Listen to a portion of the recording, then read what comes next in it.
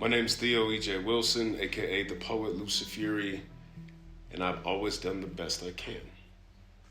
I like that answer. All right. So to start it off, I'm going to ask, how do you define a social movement? A true social movement is almost leaderless.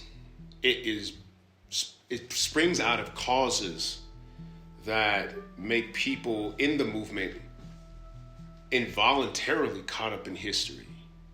Most social movements, people who ended up being leaders or in it, were responding to things that seemed much bigger than them, whoever.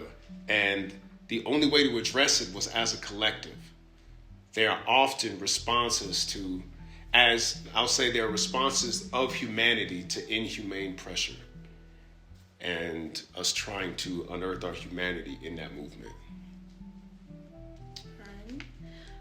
You mentioned that they're leaderless often. Often. They begin that way.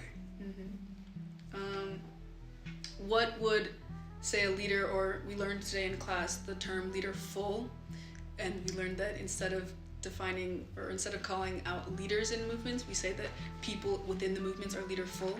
So what would those characteristics of someone who's leaderful or who is a leader in one form or another, what do those characteristics look like for you? Vision and action.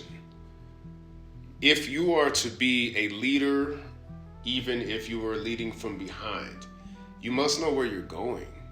A lot of times people are attracted to the shine of leadership, but they have no vision. And in the front of a crowd is a precarious place to be, because mob mentality, even among those who have historically been oppressed, can take a hold.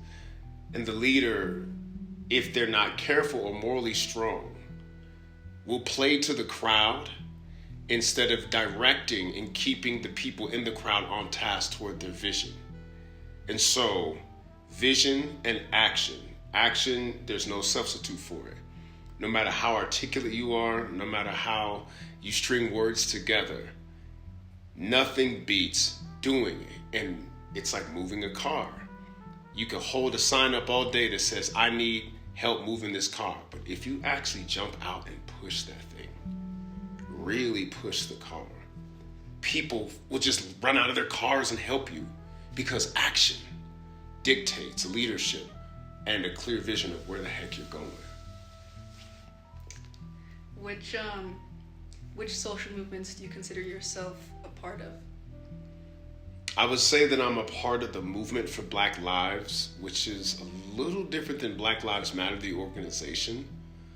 The movement for Black Lives inherits the weight of the civil rights movement. It is ultimately leaderless at this point, or leaderful, if you will. There are a bunch of different chapters and everybody's got their own idea, but the social pressures and conditions make the movement necessary, because the work of justice, which is a loaded word, is certainly undone. It's not complete in this country. And so, me being a police brutality survivor, I didn't ask for that. So any movement that was going to hold police accountable, I was pulled into almost. And so I would say I'm a part of that. It's grassroots right now. It's not, quote, mainstream. It's getting there. But the fact is, these important movements will be pushed by a little group of people until it begins to create the momentum, necessary to get other folks on board with it.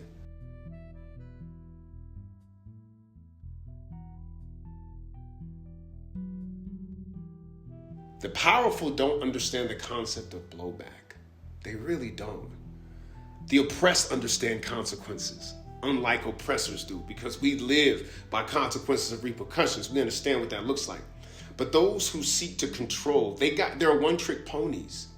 But they don't understand that in their measures in fight to control, the blowback among the people always ends up with unintended consequences for them. And I feel in the next 10 or 15 years, we got a real showdown coming with the powers that be. And if history is any indicator, the people are going to win in a very big way.